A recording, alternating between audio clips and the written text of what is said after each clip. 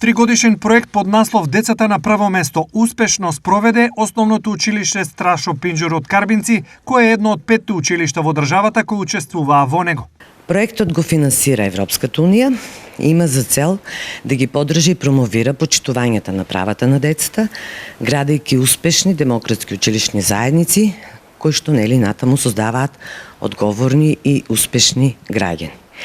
Проектот започна во јануари 2023 година и завршува до крајот на декември оваа 2025 календарска година.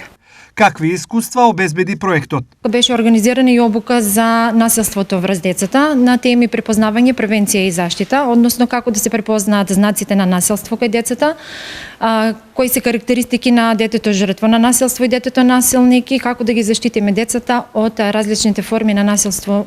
Обука имаше и за родителите и за наставниците. Родителите беа вклучени во онлайн обуката за безбедност на нивните ученици.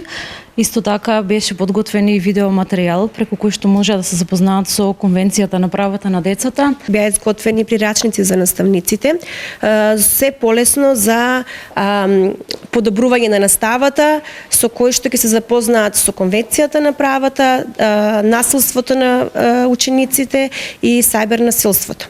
Како се одвиваше проектот? Се спроведе национално истражување со кое беа испитани ставовите и мислењата над преку 1600 наставници, ученици и родители за нивната информативност за Конвенцијата на правата на детето. Предвидена е летна школа на која ќе се учествува ученици или наставници во 5 проекти на училиштето. Идејата е представниците на нашиот ученички парламент да го представат досега соработеното, но и своите идеи за идни активности, како да ја направат и својата програма за план и работа во новата учебна година. Се надеваме дека нова иницијатива на новите парламентарци во нашето училиште ќе биде поддржана преку малите грантови за промоција на ученичко учество и детскиот парламент.